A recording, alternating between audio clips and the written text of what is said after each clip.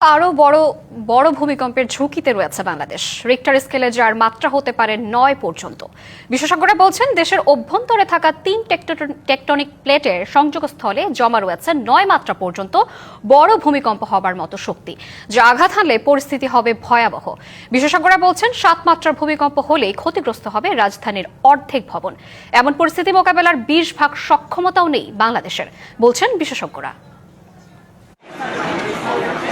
শুক্রবার সকালে ভয়াবহ ভূমিকম্পে কেঁপে ওঠে দেশ। রিক্টার স্কেলে যার মাত্রা ৫.৭। এই ভূমিকম্পে হেলে গেছে বহু ভবন, হয়েছে ক্ষতিগ্রস্ত, ঘটেছে প্রাণহানির ঘটনাও। শুক্রবারের ভূমিকম্পের উৎপত্তিস্থল নরসিংদীর ঘোড়াশালে। এর আগেও একাধিকবার দেশের অভ্যন্তরে ভূমিকম্পের উৎপত্তি হলেও এবারের ভয়াবহতা ছাড়িয়ে গেছে আগের সবগুলোকেই।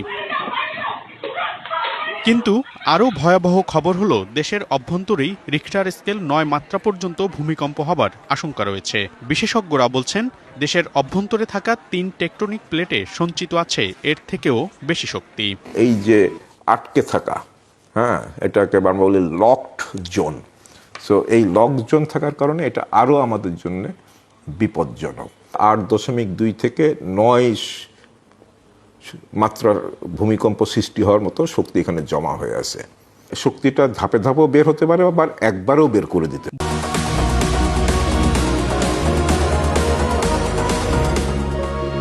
বুয়েটের গবেষকরা বলছেন দেশে ৭ মাত্রার বেশি ভূমিকম্প হলে রাজধানীর প্রায় অর্ধেক ভবনই ক্ষতিগ্রস্ত হবে। 50% মধ্যে 25% হচ্ছে ইমিডিয়েট ভ্যাকেন্ট করে দেওয়ার অবস্থায় ছিল, আর বাকি 25% ছিল হচ্ছে মধ্যম ঝুঁকির মধ্যে। রাফলি বলা যায় যে আমাদের হয়তো 50% বিল্ডিং ভালো, কিন্তু আমরা ক্যাটেগরিক্যালি যেটা বলতে চাই যে রেসিডেন্সিয়াল বিল্ডিং এর প্যাটার্ন মে বি ডিফারেন্ট। বড় ভূমিকম্পের দুর্যোগের ২০% ব্যবস্থাপনার সক্ষমতাও বাংলাদেশের নেই জানিয়ে দুর্যোগ ব্যবস্থাপনা বিশেষজ্ঞরা বলছেন ভূমিকম্প নিয়ে সচেতনতা এবং ক্ষয়ক্ষতি এড়াতে নানা পরিকল্পনার কথা বলা হলেও সেই বিষয়ে বাস্তব পদক্ষেপের অভাব আছে। ঢাকা শহরের কথা যদি বলেন, আমরা অবশ্যই রেড জোনের মধ্যে আছি।